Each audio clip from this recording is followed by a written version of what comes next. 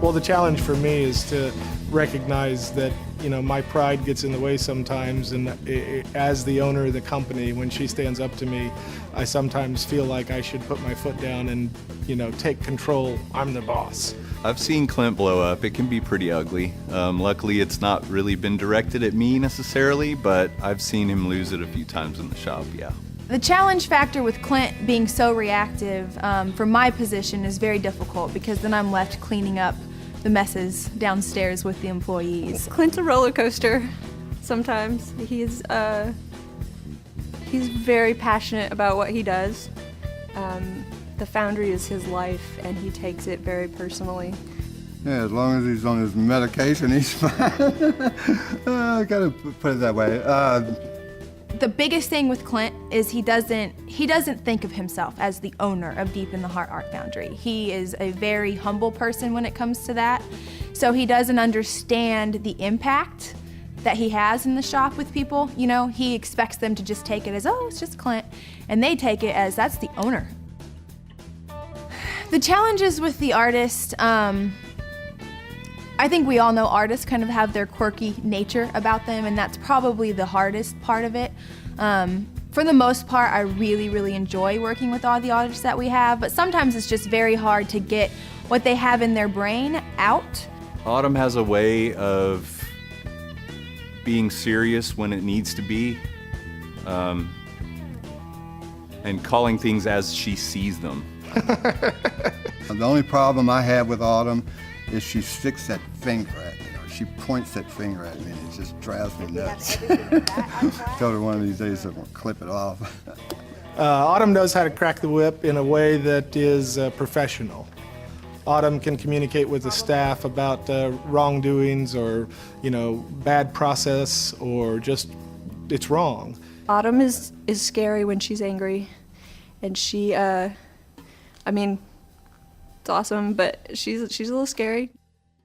There's always a learning curve with everything. For me, my personality doesn't necessarily lend itself to being the boss, the manager, or, in that position. So I've had to learn to accept that as a responsibility or as a role in the company and take that seriously so that I can perform the role without getting myself outside of myself, because I want to still be myself, but it's kind of difficult at times. Paul is probably one of my biggest lifelines here. I've worked with Paul a lot over the last few months. When Paul very first started in management, he was very timid, and he seemed to have, it's just his personality to kind of be passive a little bit, and he has just developed into an amazing manager. And he's hugely talented in the ability to finish the metal quickly and make it look the way it's supposed to look. He's also a really good troubleshooter. And he's that constant in the shop. You're always going to get the same Paul, same response, same level of accountability and responsibility every day. I just love his bald head. I don't know if I could find anything on Paul. He's just too perfect, I guess. I destroy everything I wear here. Almost everything I own that's foundry work clothes are stained and spotted and torn and frayed, and the chemicals are pretty hard on almost everything. Oh, Rebecca, that's a totally different story. We need to find Rebecca a man. Rebecca is our artist. Rebecca and what she does, she has to be an artist to be able to do what she does. And because of that, I think we see the typical artist mentality where, things are great and things are horrible. And, there's not really a middle ground. But I think that's what gives her the creative ability to do what she does. She's very, Rebecca. She is one of the reasons why Deep in the Heart has the reputation that we do.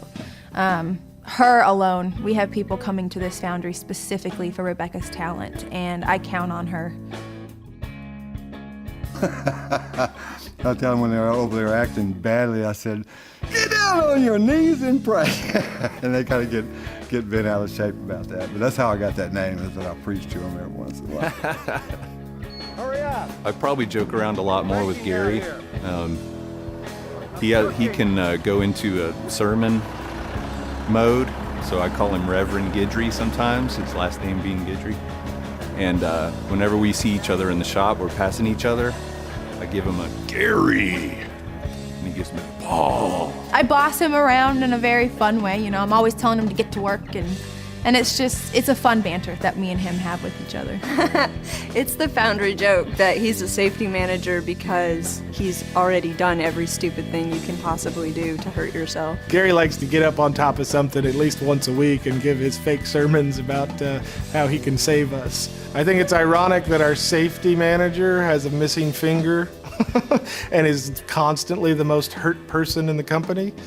But I guess that's how he has the insight to tell us what we shouldn't be doing.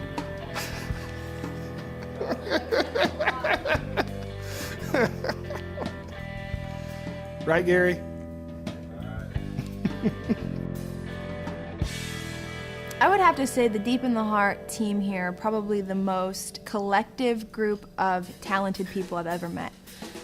There's lots of different personalities involved in all of that, but the talent that just seeps out downstairs is amazing. We put out some of the coolest artwork in the industry, and I don't think if any of the dynamics as far as our team were different, I don't think we would be able to do that. I think that we work well as a team together, and we all play off of each other's strengths and weaknesses in a manner that helps us to get it done.